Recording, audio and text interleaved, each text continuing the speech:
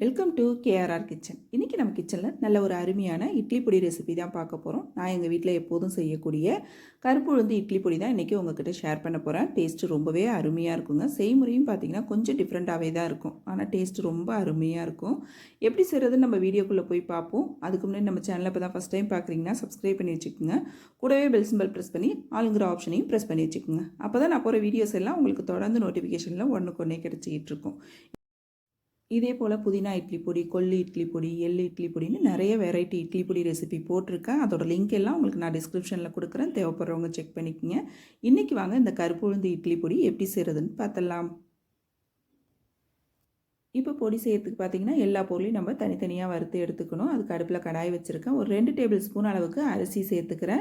இது வந்து சாப்பாட்டு அரிசி தான் எடுத்திருக்கேன். இது நல்லா இப்போ பொன்னிறமாக வர வரைக்கும் வறுத்து எடுத்துக்கணும். அடுப்பை வந்து மிதமான தீயில் வச்சுக்கோங்க. அப்போ தான் எல்லா பொருளும் பார்த்திங்கன்னா நல்லா ஒத்தாப்பில் நமக்கு வறுபட்டு வரும். இப்போ பார்த்திங்கன்னா தெரியும், அரிசி நல்லா பொன்னிறமாக பொரிஞ்சு வந்திருக்கு பாருங்கள். இப்போ இது ஒரு பிளேட்டுக்கு மாற்றி எடுத்துக்குவோம். இப்போ திரும்பவும் அதே கடாயில் 1 டீஸ்பூன் அளவுக்கு எண்ணெய் சேர்த்துக்கிறேன். எண்ணெய் சேர்த்ததுக்கப்புறம் 1 டேபிள் ஸ்பூன் அளவுக்கு பெருங்காயம் எடுத்து வச்சுருக்கேன். அதை பொரித்து எடுத்துக்குவோம். பொடிக்கு வந்து பெருங்காயம், கட்டி பெருங்காயம் சேர்க்கும் போது நல்லா மணமாக இருக்கும், டேஸ்ட்டும் நல்லா இருக்குங்க. நல்லா இது போல் பொரித்து எடுத்துக்குவோம்.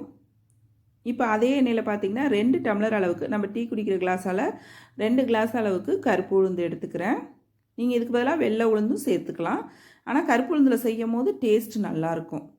இதே இடத்துல வந்து நீங்கள் முழு உளுந்து சேர்க்குறீங்க அப்படின்னாக்கா கொஞ்சம் ஒரு டேபிள் ஸ்பூன் அளவுக்கு வெள்ளை உளுந்து சேர்த்துக்குங்க. அப்போ தான் உளுந்து வறுப்படுறது தெரியும், எந்த பக்குவத்துக்கு இருக்குது அப்படிங்கிறது. செவந்து வர்றது தெரியாது முழு உளுந்து சேர்க்கும் போது. நம்ம அதுக்கு தான் வெள்ளை உளுந்து சேர்த்து நல்லா இது போல் பொன்னிறமாக வர வரைக்கும் வறுத்து எடுத்துக்கணும். அடுப்பை வந்து எப்போதும் மிதமான தீயிலேயே வச்சு வறுத்தீங்க அப்படின்னா எல்லா பருப்பும் பாருங்கள் ஒத்தாப்பில் வறுபட்டு வந்திருக்கு. அதே போல் கைவிடாமல் நல்லா கலந்து கொடுத்துக்கிட்டே இருக்கணும். அப்போ தான் எல்லா பக்கமும் செவந்து நல்லா பொரிஞ்சு வரும். இப்போ உளுந்து இந்த அளவுக்கு நல்லா நிறமாறினதுக்கு அப்புறம் இதை நம்ம தட்டுக்கு மாற்றிக்கலாம். நல்லா ஒத்தாப்பில் வறுத்து எடுத்துக்கணும். இப்போ அதிலே திரும்பவும் 1 டீஸ்பூன் அளவுக்கு எண்ணெய் விட்டுருக்கேன். நம்ம உளுந்து அளந்த டம்ளராலே 1 டம்ளர் அளவுக்கு கடலைப்பருப்பு எடுத்திருக்கேன். இப்போ இதையும் பார்த்திங்கன்னா அடுப்பை தீயை குறைச்சி வச்சு நல்லா பொன்னிறமாக வர வரைக்கும் வறுத்து விட்டுக்குவோம். இப்போ பருப்பு பார்த்திங்கன்னா லைட்டாக செவந்து வரும்போது இதில் ஒரு 2 டேபிள் ஸ்பூன் அளவுக்கு வரமல்லி சேர்த்துக்குங்க. இந்த மல்லி சேர்க்கும் போது பொடிக்கு நல்ல ஒரு வாசனையும் டேஸ்ட்டும் கொடுக்கும். இப்போ மல்லியும் சேர்த்து இந்த பருப்பு ரெண்டும் நல்லா செவந்து வறுபட்டு வரட்டும். நல்லா கைவிடாமல் இது போல் கலந்து கொடுத்துட்டே இருங்க. பருப்பும் பாருங்கள் நல்லா ஒத்தாப்பில் வறுபட்டு வந்திருக்கு பாருங்கள். எல்லா பருப்பும் கைவிடாமல் கலந்து கொடுத்துட்டே இருந்தோம் அப்படின்னாக்கா நல்லா வறுபட்டு வரும். இப்போ இதையும் மாற்றிட்டு திரும்பவும் அதிலே 1 டீஸ்பூன் அளவுக்கு எண்ணெய் ஊற்றிருக்கேன். இதில் வந்து பார்த்திங்கன்னா ஒரு 20லேருந்து ஒரு 25 வரமிளகாய், ஒரு 10 காஷ்மீரி சில்லி கலருக்காக சேர்க்குறேன். இப்போ மிளகாயும் சேர்த்து நல்லா பொரிய விட்டுக்குவோம். நல்லா மிளகாய் பொரிஞ்சு செவந்து வரட்டும். இந்த அளவுக்கு நல்லா வந்ததுக்கப்புறம் இதையும் நம்ம பிளேட்டுக்கு மாற்றிக்குவோம். மிளகாய் வந்து தனியாக வேற ஒரு பிளேட்டில் வச்சுக்குங்க. இப்போ இதில் 1 டீஸ்பூன் அளவுக்கு நெய் சேர்த்துருக்கேன். நெய் சேர்த்ததுக்கப்புறம் 1 டேபிள் ஸ்பூன் அளவுக்கு மிளகு சேர்த்து நல்லா பொரித்து எடுத்துக்குங்க. நெய்யில் பொரித்து சேர்க்கும் போது பொடிக்கு இன்னுமே டேஸ்ட்டு நல்லா இருக்குங்க. இப்போ மிளகையும் பிளேட்டுக்கு மாற்றிட்டு இதில் நல்லா ஒரு கைப்பிடி அளவுக்கு கருவேப்பிலை எடுத்து வச்சுருக்கேன். அதையும் நல்லா மொறுன்னு வர வரைக்கும் அதே நெய்யில் பொரித்து எடுத்துக்குவோம். இப்போ பாருங்க நல்லா இந்த அளவுக்கு பொரிஞ்சு வரணும். இந்த கருவேப்பிலையை பார்த்திங்கன்னா இந்த மிளகாயோடு சேர்த்து எடுத்து வச்சுக்கோங்க. இப்போ கடாயில் பார்த்திங்கன்னா ஒரு 1/2 டம்ளர் அளவு உளுந்து அளந்த டம்ளரால் ஒரு 1/2 டம்ளர் அளவுக்கு எள் எடுத்து வச்சுருக்கேன். அதையும் சேர்த்து நல்லா படபடன்னு பொரியிற அளவுக்கு நல்லா பொரித்து எடுத்துக்குவோம். எள் வந்து நல்லா பொரிஞ்சு வரணும். அப்போ தான் நல்ல ஒரு வாசனையும் டேஸ்ட்டும் கொடுக்கும். நல்லா பொரியட்டும். இப்போ பாருங்கள் எள் நல்லா பொரிஞ்சு வறுபட்டுட்டு இதையும் அதே பிளேட்டுக்கு மாற்றிக்கிறேன். கடைசியாக அதில் 1/2 டேபிள் ஸ்பூன் அளவுக்கு கல் உப்பு எடுத்து வச்சுருக்கேன். அதையும் லைட்டாக வறுத்து விட்டுக்குவோம். இப்போ உப்பும் வறுபட்டுட்டு அதையும் நம்ம பருப்போடு சேர்த்துக்குவோம். அதுக்கப்புறம் பார்த்திங்கன்னா ஒரு 2 கட்டி முழு பூண்டு உடச்சி வச்சுருக்கேன். அதை இதில் சேர்த்துக்கிறேன். இது வந்து நம்ம வறுக்கணுன்னு அவசியம் இல்லை. அந்த சட்டியில் உள்ள சூட்டுக்கு கலந்து கொடுத்தோம்னா போதும். அதில் உள்ள ஈரப்பதம் போயிடும். அப்படியே போட்டு வச்சுருங்க. இப்போ எல்லா பொருளையும் நல்லா ஆற வச்சுட்டு பொடி எப்படி அரைக்கிறதுன்னு பார்ப்போம். இப்போ எல்லா பொருளும் ஆறுனதுக்கு அப்புறம் பார்த்திங்கன்னா ஃபஸ்ட்டு நம்ம மிளகாயும் கருவேப்பிலையும் சேர்த்து ஒரு ஓட்டை ஓட்டிக்கணும். மிக்ஸி ஜாரு ஈரம் இல்லாமல் பார்த்துக்குங்க, நல்லா காய வச்சு எடுத்துக்குங்க. இது போல் ஃபஸ்ட்டு கொரப்பாக அரைச்சி எடுத்துக்குங்க. மிளகாயை நல்லா ஒரு தடவை இது போல் கலந்து விட்டுட்டு பருப்பு சேர்த்துக்குவோம்.